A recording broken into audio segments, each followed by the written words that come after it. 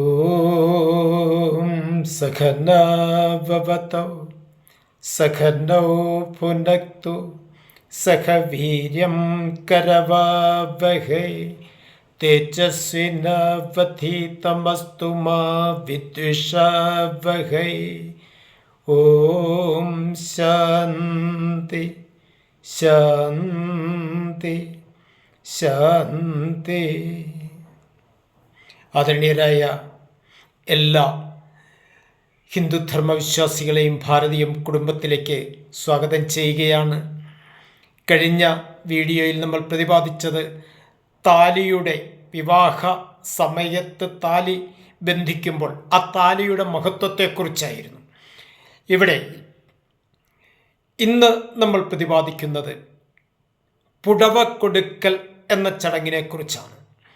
ഈ വീഡിയോ നിങ്ങൾക്ക് ഇഷ്ടപ്പെട്ടുവെങ്കിൽ ദയവായി എല്ലാവരും, നിങ്ങൾ ആദ്യമായിട്ടാണ് ഇത് കാണുന്നതെങ്കിൽ ദയവായി സബ്സ്ക്രൈബ് ചെയ്ത്, ഷെയർ ചെയ്ത്, ലൈക്ക് ചെയ്ത്, നിങ്ങളുടെ കമൻറ്റുകൾ രേഖപ്പെടുത്തി ഈ സന്ദേശം പരമാവധി എല്ലാവരിലും എത്തിക്കുവാൻ ശ്രദ്ധിക്കേണ്ടതാണെന്ന് ഒരിക്കൽ കൂടി അറിയിക്കുകയാണ്.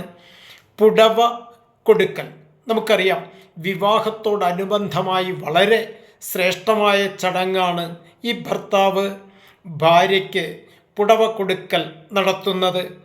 ഇവിടെ പുടവ കൊടുക്കലിലൂടെ എല്ലാവരും ശ്രദ്ധിക്കേണ്ടത് 4 എഗ്രിമെൻറ്റിൽ അറിഞ്ഞോ അറിയാതെയോ ഈ പുരുഷൻ ഒപ്പുവെക്കുകയാണ്. പുടവ കൊടുക്കുക എന്ന ഒറ്റ ചടങ്ങിലൂടെ. എന്താ പുടവ കൊടുക്കുന്നതിൻ്റെ പ്രത്യേകത? പുടവ കൊടുക്കുന്നതിലൂടെ 4 കാര്യങ്ങൾ ഈ പുരുഷൻ ജീവിതത്തിൽ ഉറപ്പു കൊടുക്കുകയാണ് തൻ്റെ ഭാര്യയ്ക്ക്. കാരണം ജീവിതകാലം മുഴുവൻ വസ്ത്രം, ജീവിതകാലം മുഴുവൻ ആഹാരം, ജീവിതകാലം മുഴുവൻ സ്നേഹവും ലാളനയും, ജീവിതകാലം മുഴുവൻ സമ്പൂർണ്ണ സുരക്ഷിതം. ഏതൊക്കെയാണ്?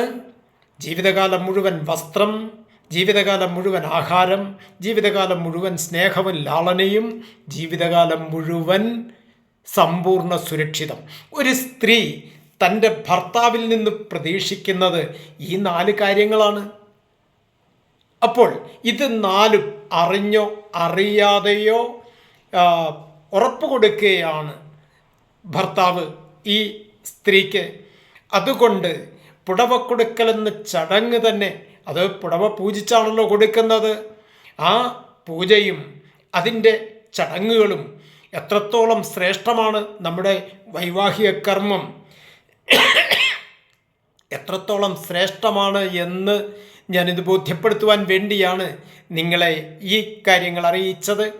അതുകൊണ്ട് ഈ വീഡിയോ നിങ്ങൾ ആദ്യമായിട്ടാണ് കാണുന്നതെങ്കിൽ ദയവായി അത് സബ്സ്ക്രൈബ് ചെയ്ത്, ഷെയർ ചെയ്ത്, ലൈക്ക് ചെയ്ത് ഈ സന്ദേശം എല്ലാവരിലും എത്തിക്കണം.